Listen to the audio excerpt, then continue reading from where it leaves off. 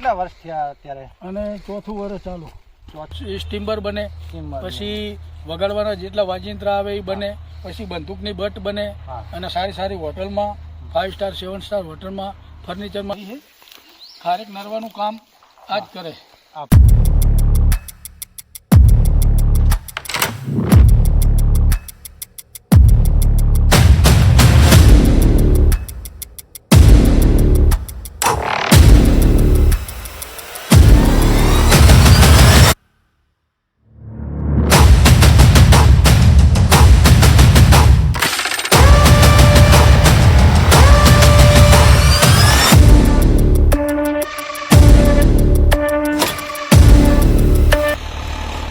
કિસાન ખેડૂત મિત્રો, તો આજે આપણે આવ્યા છીએ સુરેન્દ્રનગર જિલ્લાના પાટડી તાલુકાના વિસાવડી ગામે.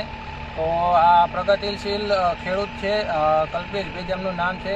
તો તેમની ગાય આધારિત ખારેકની ખેતી અહીંયા તેમને તે કરી છે તેમને. તો આપણે તેમનું માર્ગદર્શન લઈશું અને નવીન જે યુવા પેઢીના જે ખેડૂત મિત્રો છે જે ખેતી કરવા માગે છે, તો તેમને આપણે એક સંદેશા દ્વારા યુટ્યુબ દ્વારા આપણે તેમને માહિતી આપીશું કે કઈ રીતે આ તેની ખેતી કરી શકાય. તો તેમનો પરિચય લઈશું. પહેલાં મારું નામ કલ્પેશભાઈ પરમાભાઈ સિંધાવ, વિસાવડી ગામ, તાલુકો પાટડી, જિલ્લો સુરેન્દ્રનગર.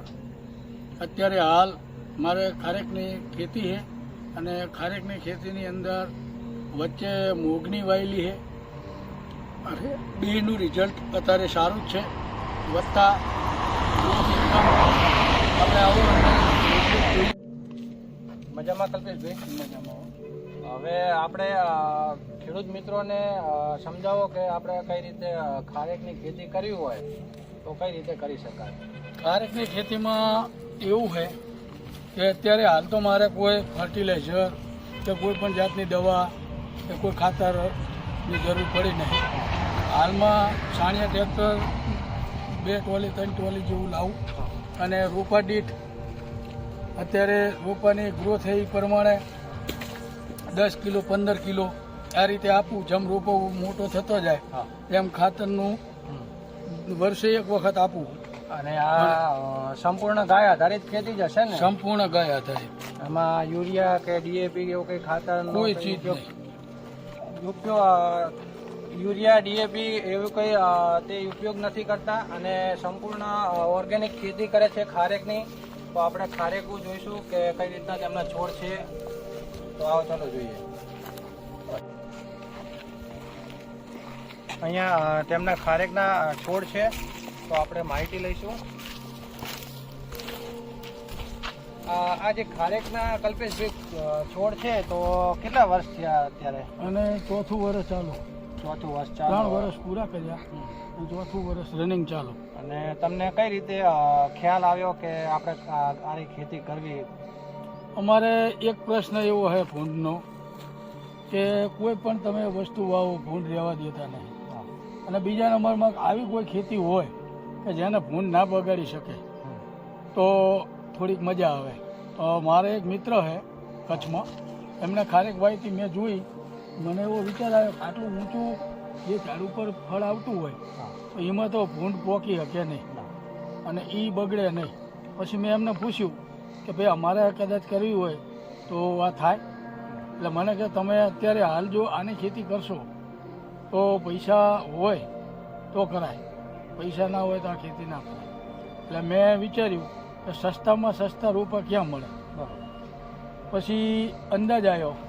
પછી થળિયામાંથી રોપા બનાવરાયા અને નર્સરીમાં 2 મહિના જેવું રોપા આપણે અહીંયા તૈયાર કર્યા. અને પછી ચોમાસું આવ્યું એટલે મેં રોપા લાવી અહીંયા ચોપ્યા. ખાલી 2 પાંદડા જ હતા. અહીં ચોપ્યા ત્યારે 2 પાંદડામાં જ રોપા હતા આવી રીતે વી આકારમાં.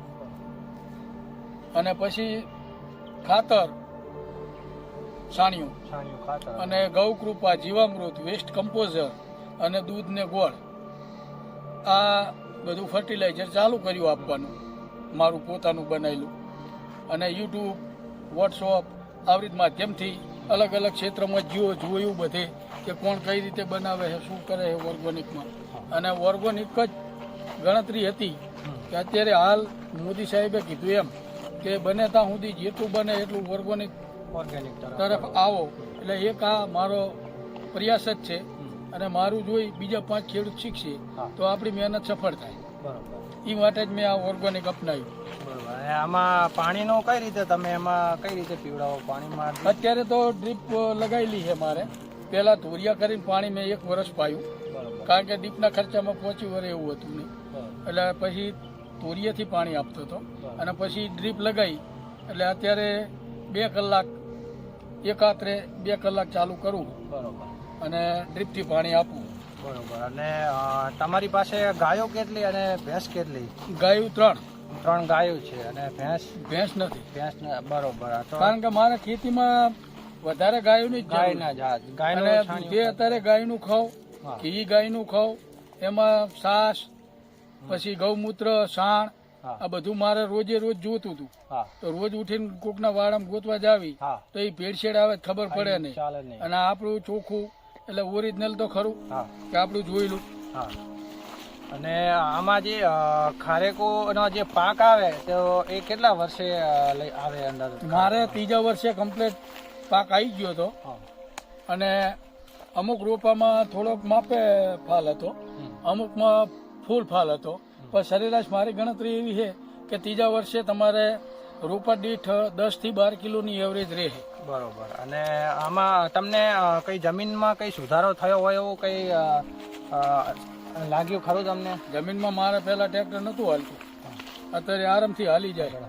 આ તમે જોવો એ પ્રમાણે કે આ માટીનું આ ઢેફું લીધું હા. હાથમાં અને આવી રીત કરો એટલે પેલું ટ્રેક્ટરનું ટાયર ફરે ને તો ઢેફું નહોતું ભાગતું. હા. અને અત્યારે આમ કરો એટલે જુઓ માટી માટી હાવ ભેજવાળી થઈ ગઈ. 7 એડાની જમીન હોય ને હા એવી પહેલાની જમીન હોય એવી થઈ ગઈ કે કોઈ ખાતર કેમિકલ વગરની હા એકદમ.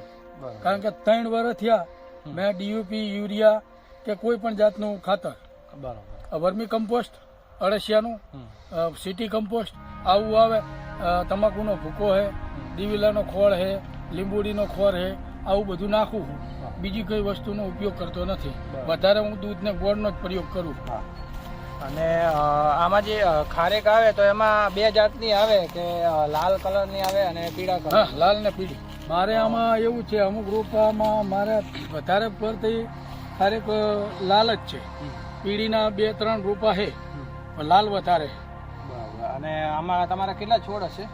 મારે બધાય થઈને તો 500 હોય. સરેરાશ 500 છોડ. 500 હોય. એમાંથી લગભગ ગઈ સાલ અમે છાંટણી કરી હતી, એમાંથી 200 માદા મળી છે હા. અને 300 નર જેવું અમને નરના મળ્યા છે. અને હજી 50 રોપામાં કઈ વસ્તુ આવી જ નહીં. બરોબર. એટલે એ આવતી સાલ હવે આવે પછી ખબર પડે નર હે માદા હે. અને પહેલા આપણે વાવેતર કરવી તો ત્યારે ખબર ના, ના પડે. ઠળિયામાં તો નહીં ખબર પડતી. એ રીતે નથી ખબર. રોપામાં ફ્લાવરિંગ આવ્યા પછી જ ખબર પડે. બરોબર. અને કાં તમે ટીસ્યુ રોપા લાવો ટીસ્યુ કલર. તો એમાં ખબર પડે તમને. બરોબર. બાકી દેશી વેરાયટીમાં એ ખબર નહીં પડતી. પણ તમે જુઓ 3 વર્ષમાં જેવો ગ્રોથ. 3 વર્ષમાં તમે જોઈ શકો છો કે કેટલા ખારેકના છોડ થઈ ગયા છે. એના થડનો વિકાસ જુઓ, ખારેકનો અંદર, જુઓ. સારી એવી ખારેક ઓર્ગેનિક થઈ ગઈ છે. અને અહીંયા ડ્રીપ ઇરિગેશનનું પાઇપ લગાવી છે બંને બાજુ.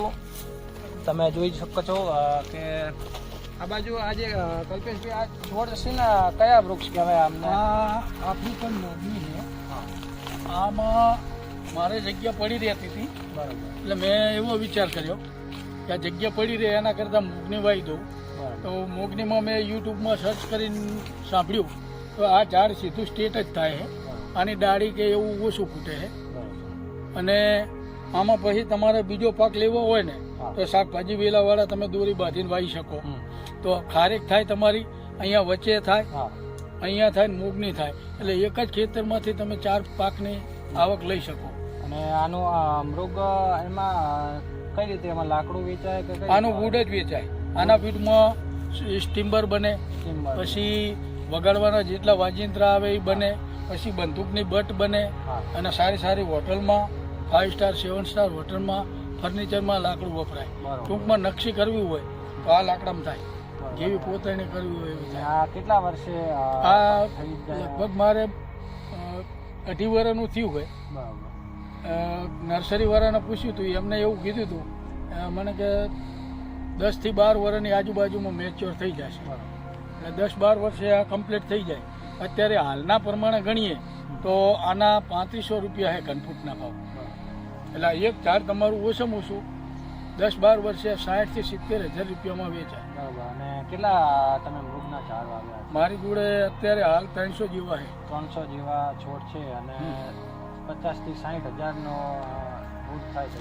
હા, અહીંયા જુઓ તમે લાઈનસર મૃગના અહીંયા ઝાડ વાવેલા છે મૃગનીના, અને તે વર્ષોથી ઓર્ગેનિક અને ગાય આધારિત ખેતી જ કરે છે. અને અહીંયા આ દસાડા તાલુકામાં વિસાવડી ગામે ખેડૂત છે, પ્રગતિશીલ ખેડૂત છે, અને કોઈ પણ ખેડૂત મિત્રોને કંઈ પણ જાણકારી જોઈતી હોય તો તે હાજર જ હોય છે અને સલાહ આપે છે અને સૂચન પણ આપે છે. અને આજુબાજુના એરિયામાં આવી ખેતી હજુ સુધી કોઈ પણ ખેડૂત મિત્રોએ હજુ ચાલુ નથી કરી. તો તમે શું સંદેશો આપવા માંગો છો નવીન યુવા પેઢી માટે? હું એટલું જ કહીશ કે અત્યારે હાલમાં જેને મોટી જમીન છે એ ચાચી ના કરે, પણ છેવટે 5 વીઘા જમીનમાં બાગાયત કરે તો 100% પરિણામ સારું મળશે. અને આ જે નવીન યુવા પેઢી આજે નોકરીની આજે મોહમાયા જે લગાવી રહ્યા છે કે નોકરી, સરકારી નોકરી, તો નોકરી સારી કે ખેતી સારી? બેસ્ટ ખેતી. ખેતી નોકરીમાં તમારે ટાઈમ થાય એટલે જવું પડે, વધતા એમનો જે ટાર્ગેટ છે એ પૂરો કરવો પડે. જ્યારે ખેતીમાં કોઈ જાતનો ટાર્ગેટ આવતો નથી. અહીંયા તમે જાણે રજા મૂકવી હોય તાણે રજા મૂકી શકો. અને આ બાગાયત ખેતી નોકરી કરતાં આગળ લઈ જાય એવી છે. બરોબર. કે નોકરીનું કંઈ ના આવે. અને આમાં ઓર્ગેનિક ખેતી છે અને હા, પછી ખર્ચ વગર નહીં. અને અહીંયા આપણે બીજું શું શું તમે વાડીમાં વાવ્યું છે? વાડીમાં મારે બોર છે, એપલ, ચીકુ છે, જામફળી છે, પછી એક રોપો સફરજનનો છે. આ શું છે જોવા માટે મેં ખાલી ટ્રાયલ બેઝ કરેલું છે પછી કે કયા રોપા ફળ ઝાડમાં અહીંયા રણ પ્રદેશ નજીક છે એટલે કયા રોપો કઈ રીતે ગ્રોથ કરે છે એટલે જોવા માટે મેં 5-5 રોપા બધા લગાવ્યા હતા. બરોબર. અને આપણે એનું અત્યારે રિસર્ચ ચાલે જ છે એની ઉપર કે ગ્રોથ કેવો છે, એમાં ફળ કઈ રીતના આવે છે.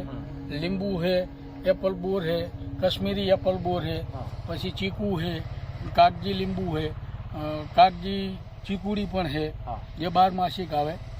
પછી અલગ અલગ બધા ડ્રેગન ફ્રૂટનો એક રોપો છે, અંજીરનો છે.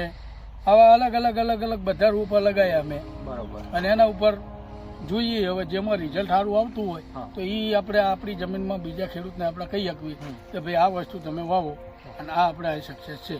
મારે જામફળ અત્યારે હાલનો સક્સેસ છે. જામફળ ગમે એ ખેડૂત કરે તો એને 1.5 થી 2 વર્ષની અંદર આવક ચાલુ થઈ જાય. અહીંયા રણ આવેલું છે વાછડા દાદાનું.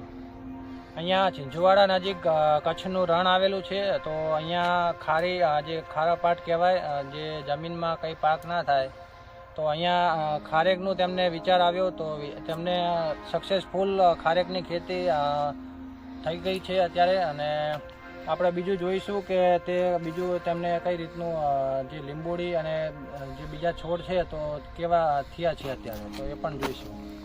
અહીંયા તે ગાય, અહીંયા તેમની ગાયો રાખે છે. અહીંયા જો ગાયનું જે ખવડાવવાનું જે સામાન આવે તે બધો અહીંયા રાખે છે. અને અહીંયા તેમની 3 ગાયો છે. અને અહીંયા જે ખાતર સીધું ત્યાંથી અહીંયા ઉકેડાનું કંઈ રાખ્યું નથી.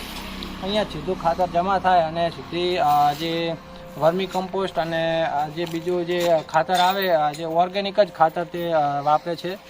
તો તે અહીંયાથી જ ખાતર બનાવે અને ગાય આધારિત ગૌમૂત્ર અને બધું જે ખાતરના છોડમાં તે નાખે છે. અને ફૂલ ઓરિજિનલ ગાય આધારિત ખેતી છે અને ઓર્ગેનિક ખેતી છે. તો તમે પણ ઓર્ગેનિક ખેતી પર ખેડૂત મિત્રો વળજો, કારણ કે આ જે ડીએપી અને યુરિયા છે તે બધું જમીનના કંઈ પણ રહેવા નહીં દે અને ઢેફા કડક જમીન થઈ જશે. કારણ કે આવતા વર્ષે તમે નહીં સુધરો, આ જે ડીએપી અને યુરિયા તમે ખાતર નાખવાનું ચાલુ રાખશો તો તમારી જમીન સાવ બગડી જશે અને નવીન યુવા પેઢીને જમીનમાં ખેતી કરવાનો લાભ જ નહીં મળે. તો આ રીતે ગાય આધારિત તમે ખેતી કરજો. તો ખેડૂત મિત્રો અહીંયા તેમને એપલ બોર વાવ્યા છે, જે કાશ્મીરી એપલ બોર કહેવાય. તો કેટલા અહીંયા તમે જોઈ શકો છો કે કેવડા મોટા અને જોરદાર અહીંયા એપલ બોર થયા છે અને અહીંયા જામફળની તેમને ખેતી કરી છે કે થોડાક છોડવા અનુભવ માટે કે કેવા રહેશે, સક્સેસફુલ થાય તો તેમને બીજી જામફળની પણ ખેતી કરવાનો વિચાર એવો છે. તો જામફળ પણ સારા એવા સક્સેસ થયા છે અને અહીંયા આગળ તમે જુઓ તો અહીંયા આજે તમને એવું લાગતું હશે કે આ શું હશે, આ ખડ જેવું. તો આ એક એવું આવે નેપિયર ગ્રાસ કહેવાય તે આનું નામ. તો અહીંયા તેને આ કાપો એટલે ખૂટતું જ રહે, આને ખાલી પાણી જ આપવાનું આવે. ઓલું પહેલાં વાવેતર કરવાનું અને દર વર્ષે વાવવું પડતું. આમાં વાવવાની જરૂર નહીં, એક જ વાર વાવવાનું અને પછી આ નેપિયર ગ્રાસ તૈયાર થઈ જાય. અને આ બાજુ ઘણા બધા અહીંયા લીંબુડી પણ વાવી છે. લીંબુડી તમે જુઓ તો લીંબુડીમાં તમે એક ખાસ અત્યારે આ લીંબુડીનો છોડ જ એટલો મોટો છે કે લગભગ આવો છોડ મેં આજુબાજુના વિરંગામ તાલુકામાં અને સુરેન્દ્રનગર તાલુકામાં મેં આ લીંબુડીનો આવડો મોટો છોડ તો મેં જોયો જ નથી હજુ સુધી. અને આ પત્તામાં ખાલી તમે આ પત્તું જે છે તો આને તમે ખાલી આવી રીતે તમે થોડુંક મસમસાઈ દો હાથમાં અને તમે જો તમારે એક રાત સુધી આ લીંબુની સુગંધ તમને હાથમાંથી જતી નથી. તો આ ઓર્ગેનિક લીંબુ છે અને અહીંયા બોર છે અને આ બાજુ જામફળી ને એવું બધું વાવ્યું છે અને અહીંયા લીમડો વાવે છે મિત્રો. અને અહીંયા તે ગાય રાખે છે તો હું તમને ગાય પણ બતાડું કે કેવી ગાય છે.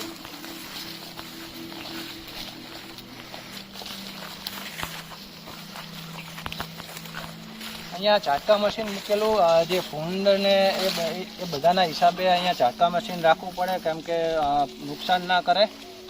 અહીંયા તમે જુઓ તો જો સફરજનનો છોડ પણ વાવેલો છે.